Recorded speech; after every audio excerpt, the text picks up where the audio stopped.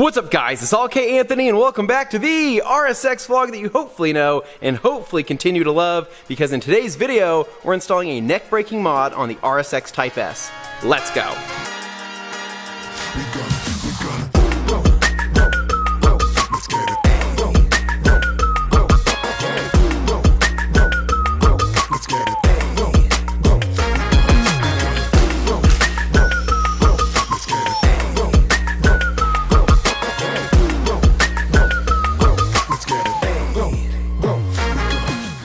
Alright guys, welcome back to another Acura RSX Type S vlog, where today we're installing the MPC Motorsport's rear lower control arms, subframe brace, and tie bar on my RSX Type S.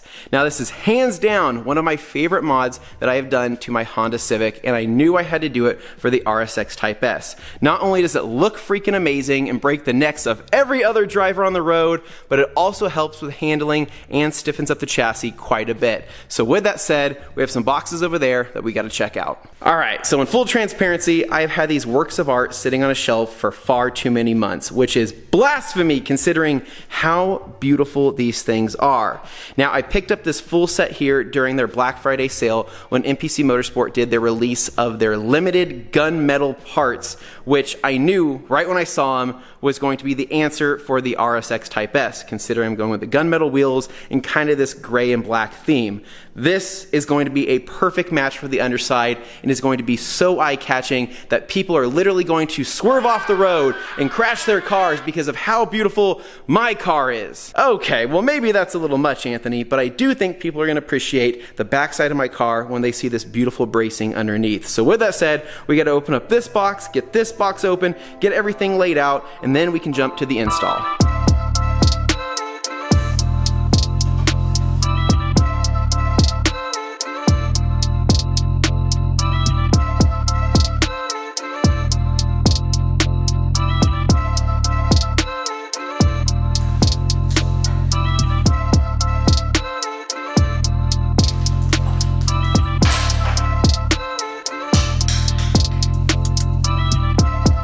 So needless to say, this is going to look pretty freaking crazy. So working from right to left here, we have the rear subframe bracing. Now this is going to be the big chunky thick guy that everything's going to bolt to. We're going to have the tie bar that goes right below it, and it's going to mount up just like that, thickening that and giving it that nice thick with 2 C's look. And then to the left here, we have the rear lower control arms. So these are going to mount like something like that right there, and that's going to connect to the knuckles there on the rear. And so with all that installed, we're going to have the hardware here that's going to bolt everything together. So because we're essentially thickening that lower area of the chassis, we're going to have to use longer bolts here. So these are going to go through both the control arms here as well as the tie bar and the subframe brace. We have some spacers here for those, along with some washers, and then this is going to be the new hardware for the rear sway bar, because again, we're thickening things up and we have to go with a longer bolt. Now MPC Motorsport also does a cool job with all their sticker slaps, so they include these with some of their orders. These are pretty freaking dope. I'm not a huge sticker guy, but I'm gonna find a place to put these because they are way too cool. Oh, and another important thing here is that MPC Motorsport also includes this little key right here, which is going to be for those rear lower control arm bolts that look kind of crazy. I think this is a 10 point, 1, 2, 3, 4, 5, 6, I've already lost count. It's a multi-point key there that's going to go inside your socket, allow you to remove those. So with that said, we're going to jump into the install. We're going to get the car jacked up on the back side, get the wheels off just to make things easier for some shots, get this thing installed, and just admire the view.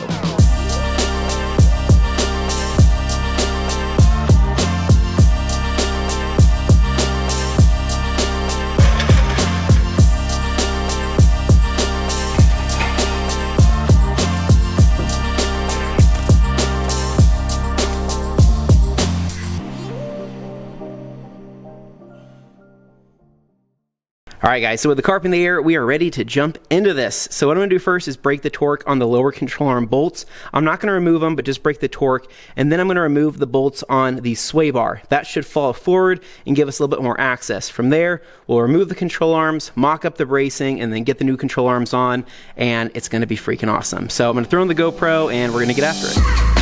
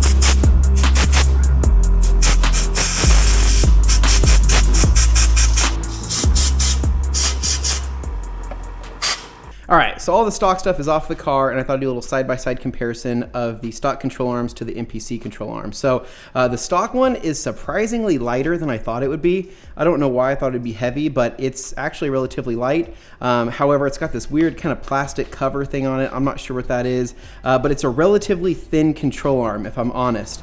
The bushings are still in decent shape on here, but the MPC control arm is still lighter than the stock one, and it's got that thickness with 2 C's that we all love. The bushings look like they have way more rigidity to them, way higher quality, and I'm really excited to put these things in. So to get started, the first thing that we need to do is actually put in the subframe brace. It's going to go in first along with these bolts there for the sway bar. It's going to hold it in place, and then from there we can really just honestly mount up the control arms, mount up the tie bar, get everything going. Now, because I'm a crazy person, I already ceramic coated all of the control arms and subframe bracing because I want to keep it looking nice for many years to come. So anyways, let's get after it.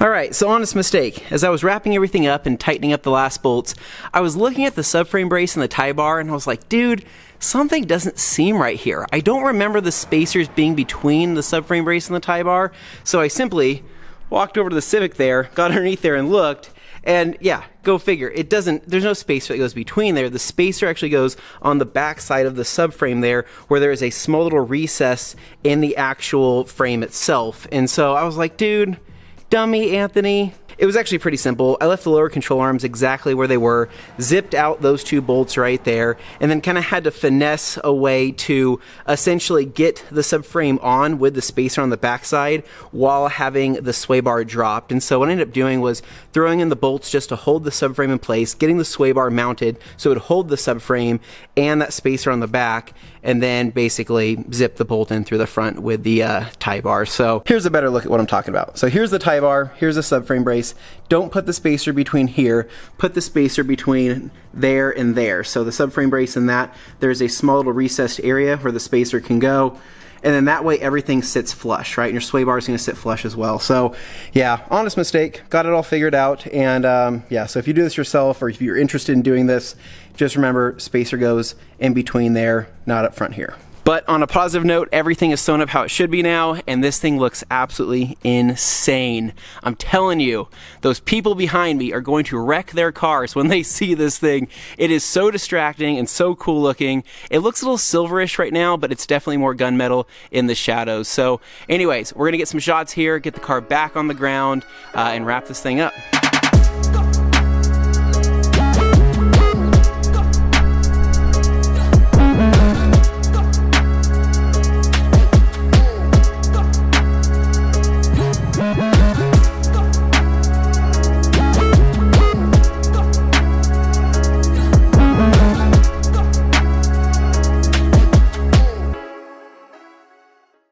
Alright, so it is the next morning, and I figured if I was going to end this video, I should probably do it with a little bit of driving footage after all that hard work.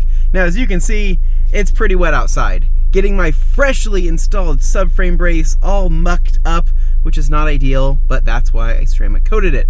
So with that said, we're gonna go for a little cruise here down the street. I don't think that this is gonna be anything noticeable to me. I basically just drove it to this point right here. A subframe brace is obviously going to help with the rigidity of the chassis. The lower control arms, having the better bushings in them is gonna be helpful as well. So let's see. Pick up a little bit of speed here on a wet day. Woo! Dude, I totally just spun second.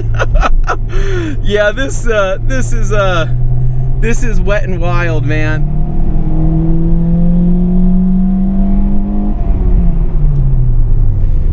These NT555 G2s grip really, really well, but this is the first rain that we've had in, I think, weeks. So all that crap from the ground is just rising to the surface and creating a very slippery mess. Now, while that felt pretty good, a true test would really be to take this up in the mountains and really rip on it. The whole point of a subframe brace is really to prevent subframe tear out when using an oversized sway bar. Now, this was really common in the 90s Hondas with the DC5 generation and the EM2s and all of that. Not so much an issue. I think they kind of reinforced the subframe from the factory to where it wasn't as common. But overall, I'm really pumped with how everything turned out. I'm really excited to see what this thing would look like in video rollers, especially from the rear. I think it's gonna look just mean as hell. But anyway, hopefully in a future video, I'll be able to take this thing up into the mountains and really put everything through its paces, especially since we have the suspension on here, the better tires, the wheels, the rear control arms, the new motor mounts. There's been a lot of different changes I've done just to kind of improve things. Oh, and of course the brakes as well. And I haven't had a chance to take it up to the mountains to really test everything. This summer, for the most part, has just been jam-packed with just a ton of stuff outside of YouTube, to where I haven't had a chance to really go out and make some of the videos that I've been wanting to make. So for example, I want to make a video on this car, like a buyer's guide for the DC5, since I've had this car for about a year now, or I want to make like a 1-year review, like a 1 year of ownership review on the RSX Type S, and kind of give you guys my thoughts and what it's been like owning it for the last year, as I feel like I do a pretty good job of describing the ownership and hopefully helping future Acura RSX Type S owners. But outside of that, I still have so many parts for this car that I need to install. I have so many other video ideas that I want to do. I'm just trying to find the time. So thank you guys for bearing with me. And again, hopefully you guys enjoyed this video. I did put a lot of effort in this to try to make it as exciting as possible for something that really only takes about an hour to do. So I'm going to stop at this Maverick right here, get myself maybe a cinnamon roll or something like that to reward myself for all the hard work, and call it a day. So anyways, guys, hopefully you guys enjoyed this video, and as always, if you guys enjoy cinnamon rolls, if you enjoy the Acura RSX Type S content, then please make sure to give me, hold on, let me find my parking spot. Okay, yep. Please make sure to give me a big thumbs up, subscribe down below for more, and I'll catch you guys in the next one. This is ALLDAYANTHONY. Peace.